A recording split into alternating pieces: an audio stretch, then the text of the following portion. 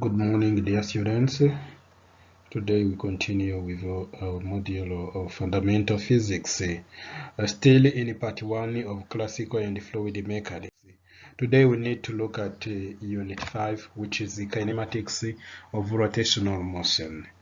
In this part, we need to underline different things. The first one are the rotational variables. These are variables of motion. And the rotation with constant angular acceleration is described in translational motion. Relationship between linear and angular variables. Finally, we'll look at kinetic energy in rotation and the moment of inertia. Starting with introduction, we need to look at rotating objects. An example is an airplane propeller. Second, a revolving door. Third, ceiling fan and a ferry wheel. All these objects undergo rotational motion about a fixed axis. And what is a fixed axis? This is an axis or a place where a rotating object always spins. Then objects on the rim of the car tire go around the same place over and over again. That fixed axis is an axis of rotation where the object rotates about. Example, Earth has a fixed axis of rotation, which is the sun. Means the Earth rotates about the sun and about itself. Rigid body is an object which doesn't change the shape and size when it is rotating. An example, bicycle wheel. 1. Rotation variables. As described the variables of translational motion, we need to consider the variables of rotational motion. The first one is what we call angular coordinate. An angular coordinate or angular position is an angle elapsed by a rotating object. Here we consider the needle of the speedometer of a car. The car speedometer has a needle which rotates in such direction from angular position theta 0, which is equal to 0, which is along the x-axis. And as the angle increases, we say that a rotating body has rotated an angle theta. This angle, which is elapsed by a rotating body, is called angular position. As here we consider a rigid body, which is, and we consider it's our Cartesian coordinate xy, and if a particle p of this rigid body is allowed to rotate, it will move in a circular trajectory by elapsing an angle theta, and the linear distance from x-axis to the position p of the particle p, it is called linear displacement, or the arc s. And the distance from the axis of rotation O, this O means axis of rotation because this rigid body together with its all particles rotate about this axis of rotation. And then the distance from axis of rotation to the point of the particle P is called radius r. And this arrow shows that the rigid body together with all its particles are rotating in a direction counterclockwise. And then a rigid object rotating about a fixed axis through O, perpendicular to the plane of the figure. And then a particle at P rotates in a circle of radius r centered at the axis of rotation O. And then there is a relationship between this linear displacement S and the angular position theta, where we have the angular position theta equals to S over R, as seen in the circular motion. Then when we say that the rotating body has a position theta 1 at time t1 and an angular position theta 2 at a later time t2, then the change in the angular position delta theta, which is equal to theta 2 minus theta 1, is called angular displacement.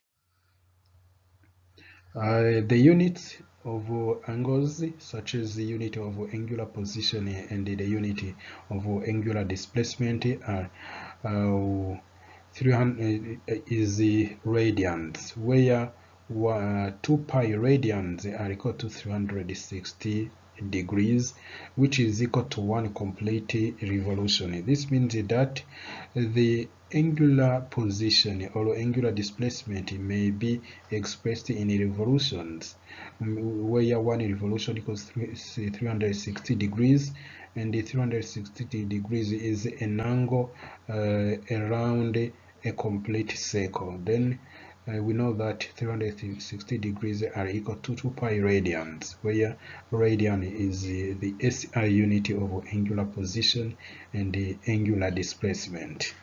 You can convert radian into degrees by saying that 2 pi radians are equal. We know that 2 pi radians are equal to 360 degrees. And here we need to find what is an equivalence of 1 radian. We need to use the rule of 3, where 1 radian is equal to 360 degrees divided by 2 pi radians, like this.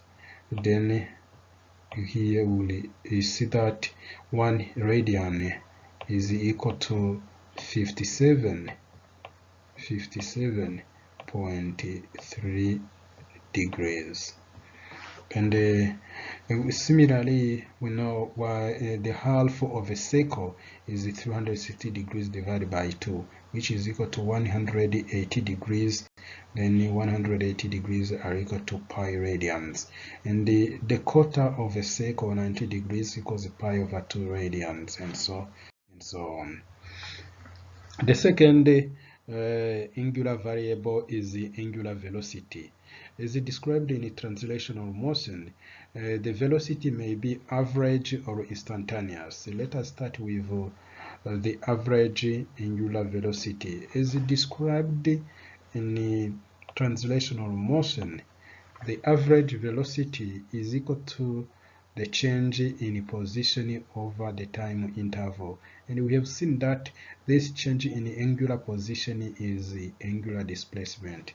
Then the average angular velocity is equal to theta 2 minus theta 1, means the final angular position minus the initial angular position divided by the final time minus initial time, which is equal to delta theta over delta t, where delta theta is the angular displacement, and the omega with index AV is the average angular velocity, and the delta t equals the final time minus initial time, which is the time interval.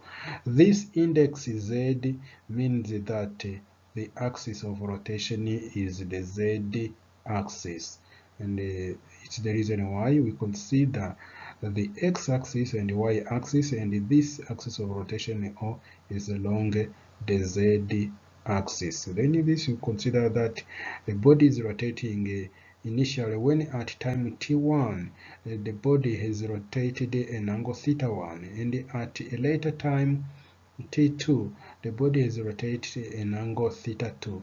Then the change in angles is the angular displacement. Then this change in angles per unit time gives this average angular velocity. Third, we need to determine what is the angular velocity, instantaneous angular velocity. This is actually called the angular velocity of a rotating body. Then it is the limit of the average angular velocity when the time t approaches 0. Then we have seen that the limit of such displacement over time is equal to the first derivative of angular position with respect to the time, or simply writing that the angular velocity omega is equal to the first derivative of angular position with respect to the time. We may take this definition as the main definition of angular velocity, this one. And the z subscript means that the z subscript means that the object is rotating around the z axis. Next is the angular acceleration. Here we consider such bicycle wheel which is rotating in a counterclockwise direction. Then it may have an angular position omega 1 at a time t1. Let us say at time t1 we have omega 1, and at a later time t2, we have an angular velocity omega 2. Then this change in angular velocity with respect to the time is called the average angular velocity. Then with alpha with index AV equals the final angular velocity minus initial angular velocity over the final time minus initial time equals delta omega over delta t. Then the instantaneous angular acceleration is defined as the instantaneous alpha is equal to the first derivative of angular velocity with respect to the time. This is similar to what we learned in translational motion, where the acceleration is equal to the first derivative of velocity. But here we need to input the new term which is called angular acceleration equals d omega over dt, where omega is angular velocity and t is the time interval. Then here we see that here omega 1 and omega 2 are instantaneous angular velocities at different times t1 and t2, and delta t is the time interval, and the alpha is the average angular acceleration, which is given as follows. And then the instantaneous angular acceleration alpha z means that this z is the axis of rotation is equal to the limit of delta omega over delta t when delta t approaches 0. This is the first derivative of angular velocity with respect to the time. And number 2, rotation with constant angular acceleration. The equations of motion for rotational motion are very similar to the equations of motion for translational motion, and here we may consider their summary. There is a summary of these relationships where the angular position theta equals to initial angular position plus the product of initial angular velocity times the time plus 1 over 2 times the angular acceleration times the square of the time. This is where the fundamental equation of motion when the angular acceleration is kept constant. We also have this formula is similar to the formula we have that x equals to x0 plus v0t plus 1 over 2 a t squared. This is a relationship or the equation of motion for a uniformly accelerated rectilinear motion. And here in rotational motion, what is x becomes the angular position theta. The initial position x0 becomes the initial angular position, and the initial velocity becomes the initial angular velocity, and the acceleration a becomes the angular acceleration alpha. And we also have a relationship stating that omega squared not omega squared, v squared. We have a relationship which states that v squared minus v0 squared equals 2 times the acceleration times the x minus x0 minus x0. And here we have seen that v is replaced by omega, v0 is replaced by omega 0, acceleration a is replaced by angular acceleration alpha, x is replaced by theta, and x0 is replaced by theta 0. This is a relationship that you can use to determine either of the given quantities. Means the relationship between angular velocity, angular acceleration, and angular position if the time is not given. Then in summary, we have such equations of motion when the rotation is undergo when the angular acceleration is kept constant. If the angular acceleration is constant, then angular velocity, final angular velocity, is equal to initial angular velocity plus the product of angular acceleration and the time. Then and theta equals theta 0 plus omega 0 t plus 1 over 2 alpha t squared. Omega squared equals omega 0 squared plus 2 alpha theta minus theta 0. Theta minus theta 0 equals 1 over 2 omega 0 plus omega times t. These equations are similar to the equations we used in translational motion. Here the index x means that we have motion along x-axis. If you remove it, it's okay, no problem. And here z means that we have a rotation where the axis of rotation is z axis. Then we have here motion along x-axis, and we have a rotation about z axis. The equations of motion are similar, where we only change the quantities. Linear quantities v0 are changed into angular quantities omega 0, and linear displacement x0 are changed into angular positions theta 0.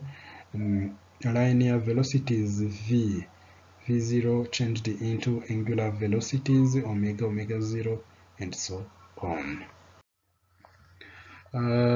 Number 3, relationship between the linear and the angular variables. We first find the relationship between linear speed and the angular speed. Here we consider our rigid body and a particle p on the rigid body. If the rigid body is rotating in a counterclockwise direction with an angular velocity omega, then any particle p of our rigid body, any particle p of our rigid body will also rotate in a similar way as the rigid body. If the particle P rotates, it undergoes a circular motion, and the distance from the axis of rotation O to the particle P is equal to the radius of the circle, and this angle theta is an angular position elapsed by this rotating particle. And if we start from the x-axis where theta 0 is equal to 0, then at x-axis at this position we have theta 0 means initial angular position is equal to 0, and then we consider the length of the circumference which is followed by this particle from x-axis to the point P, then it is equal to the arc S. And then since we know that S equals r theta, we may determine the linear speed. The linear speed is v, then v equals to ds over dt. Then since the radius r is constant, it doesn't change, what changes is theta, is the angle in radians. It changes with respect to the time. And now we'll see that the linear speed v equals r omega, where we have here omega, which is the angular velocity, is equal to the first derivative of angular position with respect to the time. Then this is the relationship between a linear speed and the angular speed, where linear speed is expressed in meter per second, the radius is expressed in meter, and this angular velocity is expressed in radian per second. Why radian per second? It's because this angular position is expressed in radians and the time t is expressed in second. Then we may find the linear acceleration in a rigid body undergoing a rotational motion. Here we consider again a rigid body in rotation. As the speed, the linear speed is tangent to the curve. There is an acceleration which is also tangent to the curve. This acceleration which is tangent to the curve is called the tangential component of the acceleration. And to allow this particle to maintain its circular trajectory, there is an acceleration of the particle which is oriented towards the center or the center of the circle, means towards the axis of rotation. This is called the radial acceleration, and there is tangential acceleration. This means that a particle moving in a circle, it has two components. It has an acceleration having two components. There is a centripetal component of acceleration and a tangential component of acceleration. This radial component is called a centripetal acceleration, means centripetal oriented towards the center, and allows the particle to maintain its circular trajectory. Radial oriented towards the radius, and tangential means tangent to the curve. Then here the tangential component of acceleration is equal to the linear speed, derivative of linear speed with respect to the time. Since the linear speed, this tangential component of acceleration at or a tan is equal to dv over dt, then this is equal to derivative with respect to the time, of which function, of the function r omega. because we have seen that the linear speed v equals r omega. Here this r is constant. Once r is constant, we cannot find its derivative. What changes is the angular velocity. Then tangential acceleration equals r d omega over dt, and we know that this change, this derivative of angular position, no, derivative of angular velocity with respect to the time is equal to angular acceleration. It's the reason why this tangential acceleration is equal to the radius times the angular acceleration. And the radial or centripetal component of acceleration by definition is equal to the square of linear speed divided by the radius. We know that this v is equal to r omega. Then we may determine this radial component of acceleration to be equal to, we need to square v. This is r omega squared, r omega squared, r omega squared divided by r.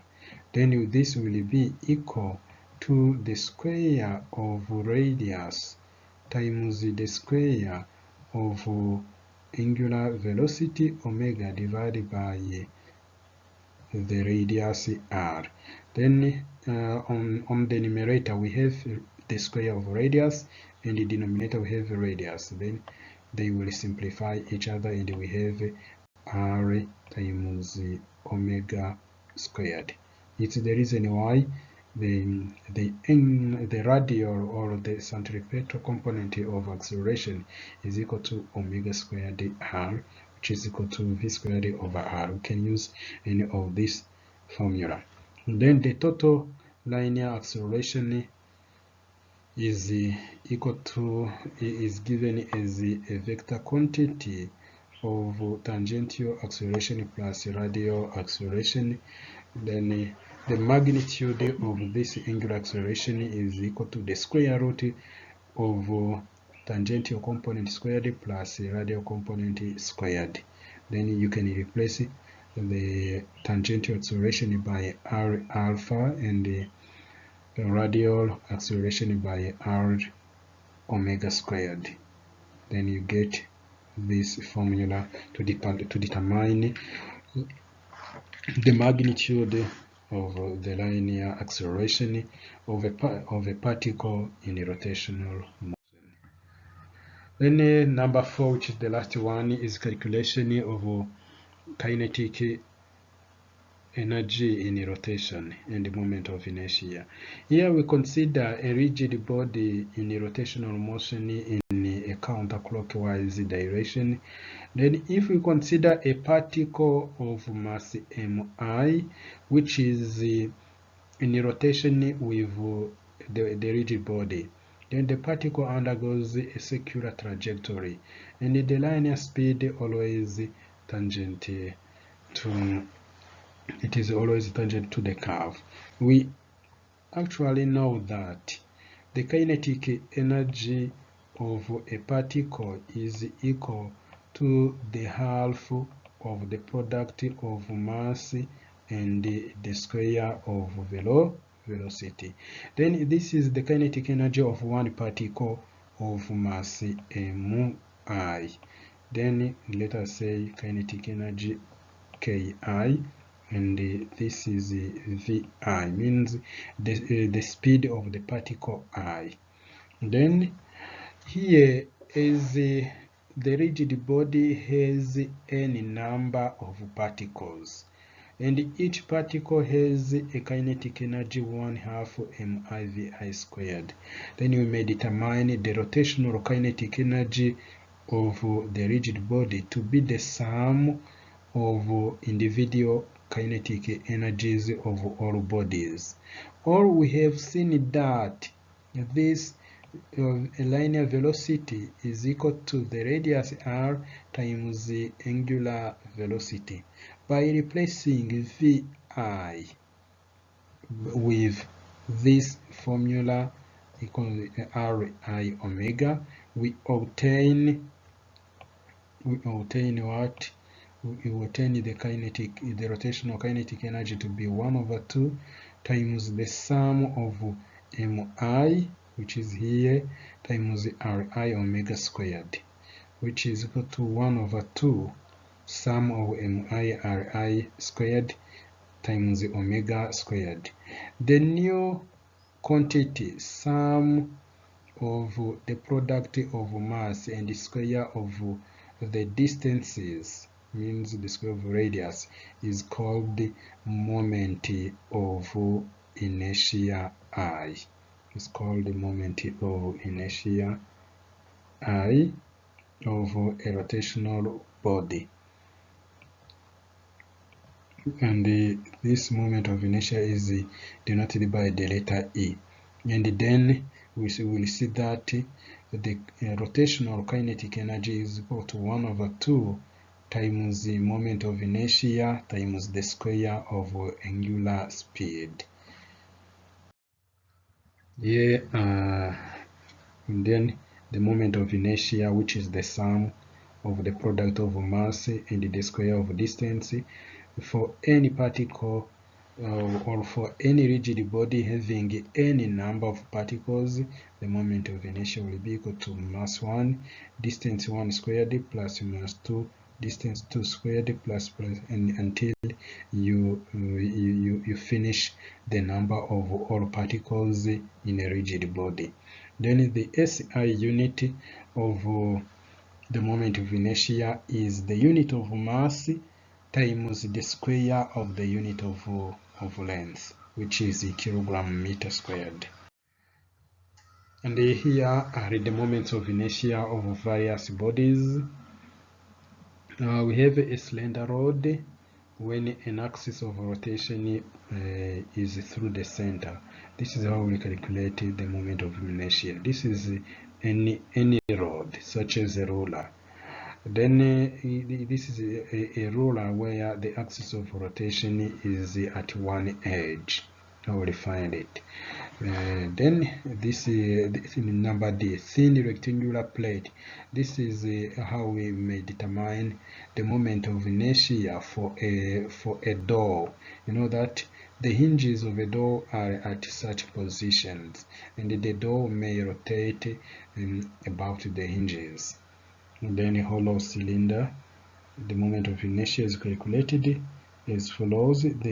This is the small radius and the larger radius. A solid cylinder such as a disc. A disc is also a solid cylinder. A disc such as those CDs and the DVDs you use to play music. Thin-walled hollow cylinder has such moment of inertia, solid sphere, and so on.